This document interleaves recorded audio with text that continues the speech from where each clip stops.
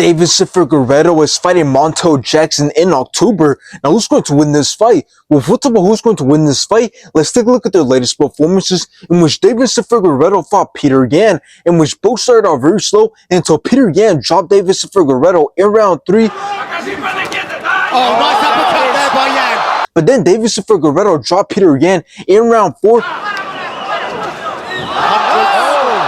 But it didn't matter because Peter Yan won by decision. No mercy!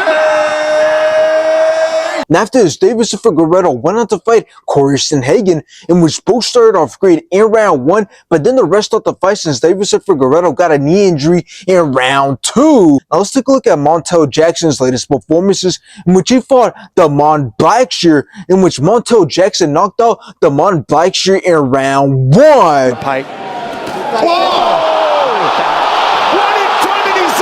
And after this, Montel Jackson went on to fight Daniel Marcos, in which it was a very boring fight. Both started off very slow. There was no action at all, but Montel Jackson won by decision. Now, this fight being set to happen is crazy, so it's going to be a good one, and it's going to be a really important fight. But before we talk about that, let's take a look at both men. Well, if you look at Montel Jackson, we'll see that he's ranked number 15. He's 33 years old, and he stands with a record of 15 wins with 8 knockouts, 1 submission, and he has 2 losses. And if you look at Deiveson Figueiredo, well, we know who he is and what he has to offer. He's a former flyweight champion who has a crazy resume. But anyways, the reason this fight is so important is because Deiveson Figueiredo cannot afford to lose this fight, because if he does, he's going to lose a lot of credibility and he will no longer be seen as a threat to everybody in the top 10. And as for Montel Jackson, well, it's obvious why this fight means a lot for him, and that's because for him to beat a name like Deiveson Figueiredo, who's ranked number 6, not only would that be crazy, but that will also be beneficial, as it will open up a lot more opportunities for him, as it will give him the credibility that he needs to fight bigger and tougher names. But anyways, I can definitely see why some people might think that Montel Jackson can get the job done, and that's because he's on a 6-fight winning streak, 3 of those wins being first round finishes, and he looks to hold crazy power, and he's got the size advantage. So if he keeps his range and fights smart, it looks like he can definitely hurt and finish Deiveson Figueiredo, or he can outland Figueiredo and take the win by decision. But in the end, I got Deiveson Figueiredo winning this fight. I understand that he's the older fighter and he's on a 2-fight losing streak, but he's been fighting at the highest level, so I believe he's going to do really well on the feet to where he can land the better shots and have the better moments. And when it comes to grappling,